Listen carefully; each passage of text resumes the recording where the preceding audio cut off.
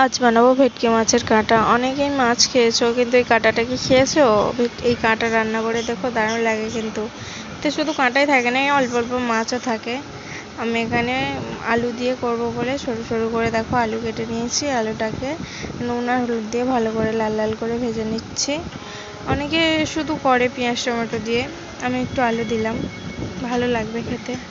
দেখো আলুটার মাছটা ভেজে সাইডে রেখে দিয়েছি। সেই আলু ভাজার তেলে গোটা গরম মশলা, গোটা জিরে আর তেজপাতা দিয়ে ভালো করে একটু ভেজে নিয়ে কুচানো পেঁয়াজগুলো দিয়ে ভালো করে লাল লাল করে ভেজে নেব। পেঁয়াজটা ভাজা হয়ে গেলে টমেটো কুচি, আদা রসুন বাটা দিয়ে ভালো করে আরেকবার কষিয়ে নেব, যতক্ষণ না আদা রসুনের কাঁচা গন্ধটা চলে যাচ্ছে।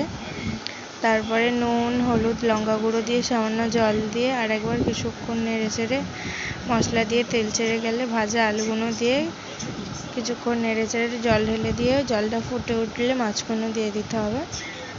মাছগুলো দিয়ে নেড়ে চেড়ে নামিয়ে নিতে হবে। কেমন হয়েছে রান্নার ভিডিওটা কমেন্টে জানিও। এই ধরনের ভিডিও চাইলে কমেন্টে বলো, আরও নতুন নতুন রান্নার ভিডিও পাবে। এইভাবে একবার সবাই বাড়িতে বানিয়ে দেখো, দারুণ লাগে খেতে। আজকের মতো টাটা।